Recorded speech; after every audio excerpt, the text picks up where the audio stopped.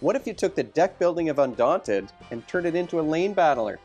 That's exactly what Osprey Games did in the upcoming Line of Fire Burnt Moon.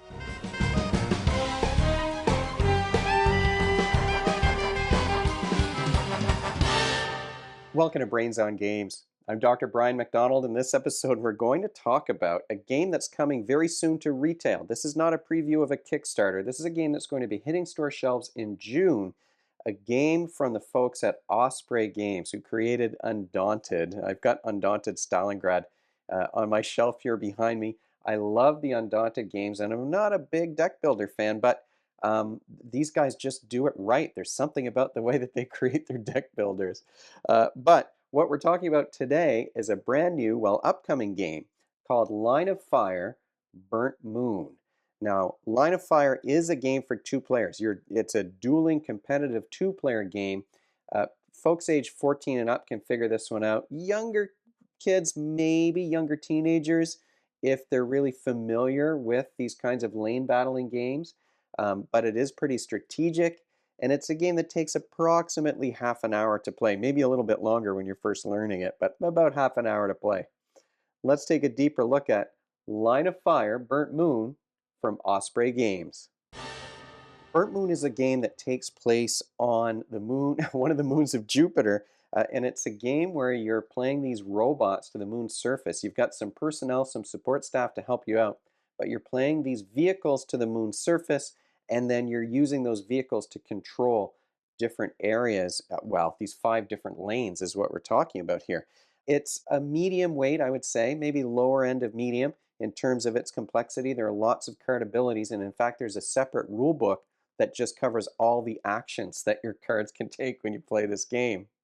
You can win this game in one of 2 ways. The game's going to end immediately if one player controls lanes worth a total of 8 victory points. The other way that you can win the game is if you manage to clear the lanes of your opponent's Moss vehicles. So these Moss are these are the all-purpose vehicles, but they're the ones that will act to control the lanes on the board.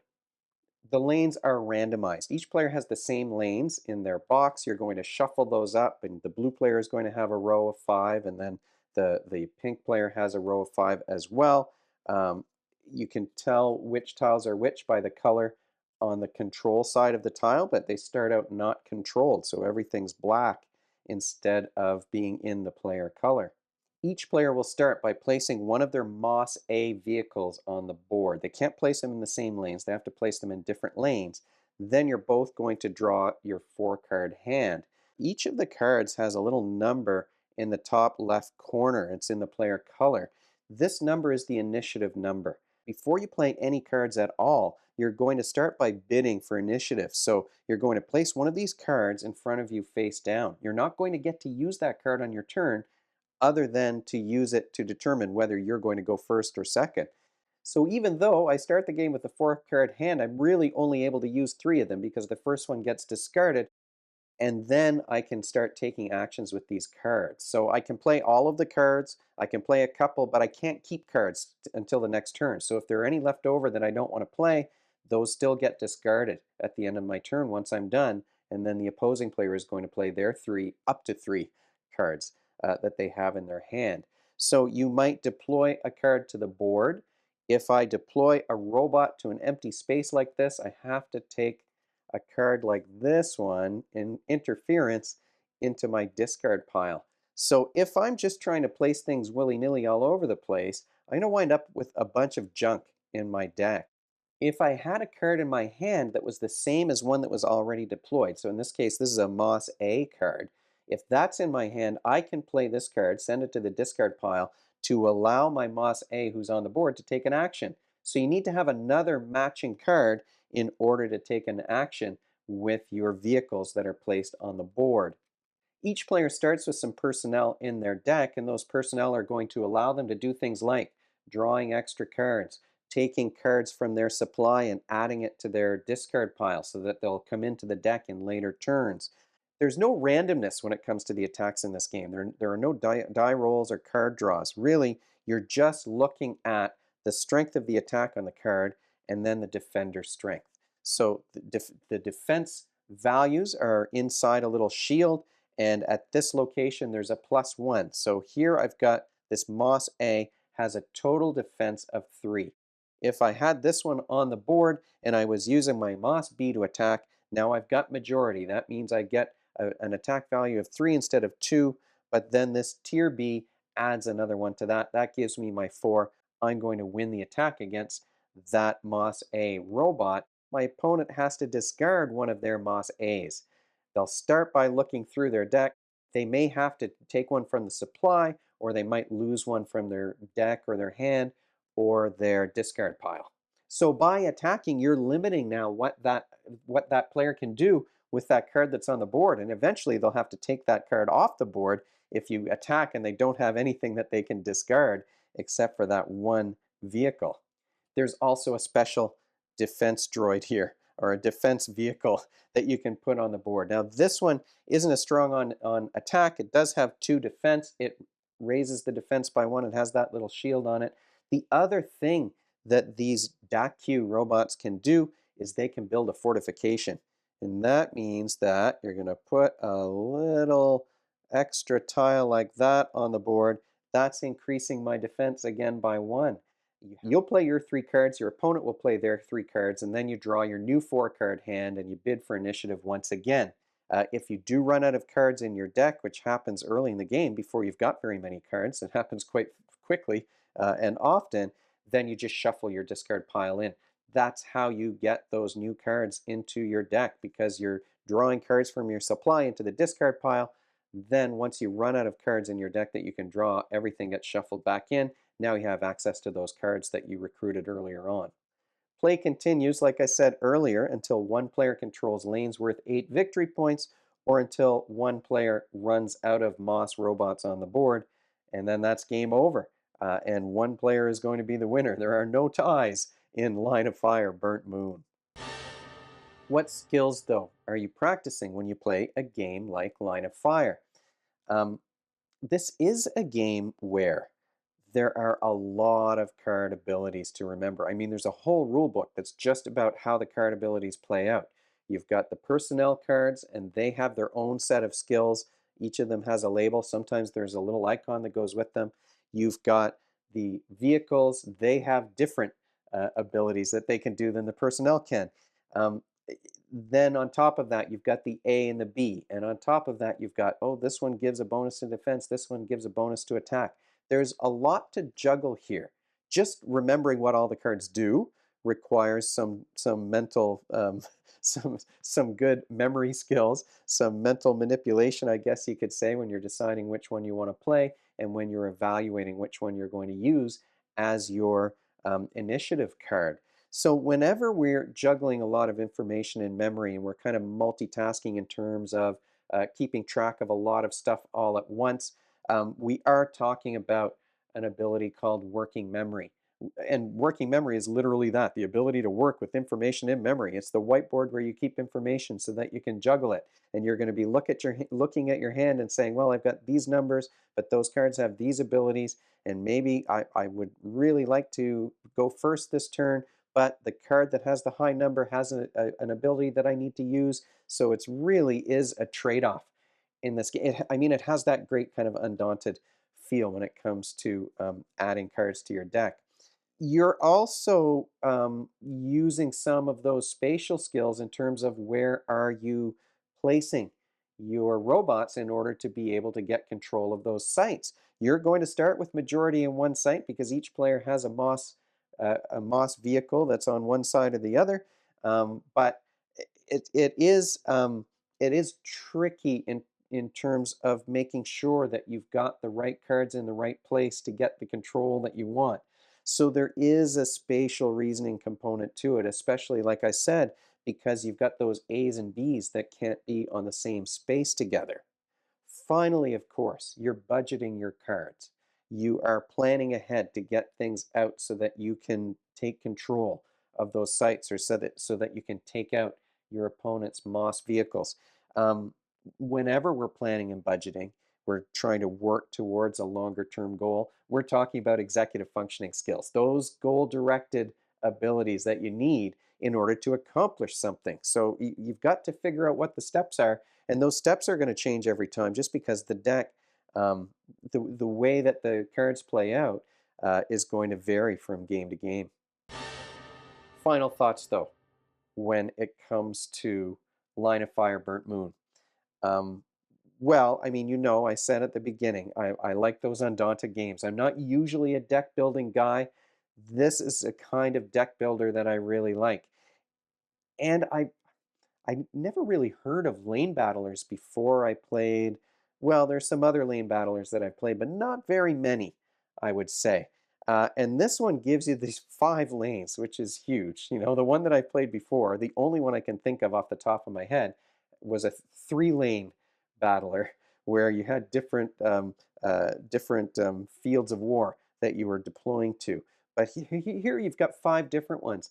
And then you've got the complexity of the squad cohesion that makes it difficult to keep track of, uh, or to place things in a way that's going to allow your cards to do what you want them to do. Um, I like the deck building element where you're adding those cards to your deck, but they're not just cards that are going to appear in the lanes. They're cards that are going to allow those vehicles that are in the lanes to take their actions. It really does complicate things. And then when you add the personnel cards as well, that have those really high initiative values, but they also have those super specialized abilities that can really tweak your deck. I mean, this is a quick but very fun, very strategic 2-player game. It's got these colors that kind of pop out. The art style is a little unusual. I can't say it's my favorite art on any card game that I've played. I do dig the tiles and the lava and things that are coming. You've got this volcanic moon of Jupiter. I like the vehicles maybe more than the people, but the color scheme is cool and it's very stylized. So I'm not going to knock them for that. Everybody has their own taste when it comes to card art for sure. It's a game that is a 2-player, very strategic duel. Um, and there's a lot that can happen just because of all the card abilities and the locations and how the locations are across from one another. You've got a situation here where there's a bonus to defense on one side, and it's only worth 1 point though, but maybe that's the point that turns the tide and gets you over the top. So it gives you an ability to defend that space so that the other player can't control it. But um, I mean, this is a really interesting game, and it plays quickly. Now, what I would say is that it's a game where there are so many different abilities that when you're first starting, there's a learning curve. And when we first started the game, you're constantly reading, and then you have to reference. There are some cheat sheets with the abilities described in short on them, but there are a lot of abilities. Like I said, there's a separate rule book just for the actions that you can take with those cards, and so there is a learning curve here. Like the rules themselves are simple enough, but it's just that the cards have so many different things that they can do. I think it's going to take, well, it took us a while to get used to it. I think even if you're familiar with these kinds of games, you've got, I mean, cards that have 4 separate abilities on them, but you don't even start with these guys. So you need to know kind of what those cards can do in order to decide if you want to use them to bolster your deck. It's not for the faint of heart, maybe. If you're not familiar with these kinds of games, it's going to take some time to learn. I think that time is worth it. I think this game is very cool. Quick, strategic. If you've got 2 players, it really is a back and forth kind of a chess match of trying to control these sites. And you can find yourself trapped all of a sudden and needing to deploy those redeploy personnel because you've put somebody in the wrong spot and it's not going to be helpful to you. In our first couple of games, we didn't really get those defense bots out very much to play the fortifications, but I do like the iconography here where everything connects. I don't know if you could see on the camera, but you've got the defense on the site, and then there's a little dashed line that connects to this defense shield with an arrow pointing up, meaning that's +1, and then you've got your cards that are lined up underneath it. So that's a cool component. Now you can only have 3 of those, and there's 5 lanes. So there's only 3 in each box of the blue or the pink fortifications. And as I said, it's the Dacu that are going to be playing that fortification out. They've got kind of a low number, a 4, which is sort of in the middle when it comes to initiative. So maybe you would want to hang on to that so that you can play it on the board instead. But what can I say? I mean, that hasn't been said about the Undaunted series already. This is a science fiction version, right? I'm used to the World War II ones. Those are the Undaunted games I've played before. And as I said, they surprised me by how much I enjoyed playing them. I didn't think that I would, but the Stalingrad one, especially with the characters that get upgraded and you hang on to them, and if you lose them, they're out of the game forever. There's a lot of tension in the Undaunted series, and there's maybe not as much, not the same kind of tension here, but there's a push pull between the two players, and a real back and forth of, oh, you've got control, oh, I've shocked this character, so now you don't have majority anymore, so I'm taking control of that location, and then all of a sudden you thought you were going to win on the next turn, but you've just lost 3 points. Um, Fantastic. I think Osprey Games, once again, you've created something that is maybe not unique, but it combines elements of some great games into a great whole that really plays quickly, is easy to set up. You've got the great little boxes that keep things organized. It's maybe a little bit more of a table hog because of the supply piles that you have to set up than some other two-player games, but this is a fantastic two-player game. Strongly suggest you take a look at it if you're into deck building or lane battlers. And as I said, I didn't know that I was, but maybe I am after all. Thanks so much once again to Osprey Games for sending this game my way. I can't wait to play this with my son. I keep saying that at the end of my reviews because he's never around for game night, but I really need to pull him out for this one because I think it'll appeal. That strategic duel, that chess-like stressful battle is something that I think will really appeal to him. So thanks again to Osprey Games. If you have any questions about Line of Fire, Burnt Moon, or anything else to do with Brains on Games, you can leave them in the comments section below the video, or you can email me at brian@brainsongames.ca. Brainsongames.ca is the website. That's where future episodes will go. Previous ones are already up there.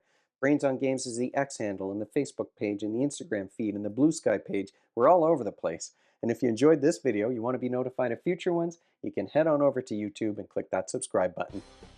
Thanks for joining me, and hopefully I'll see you next time.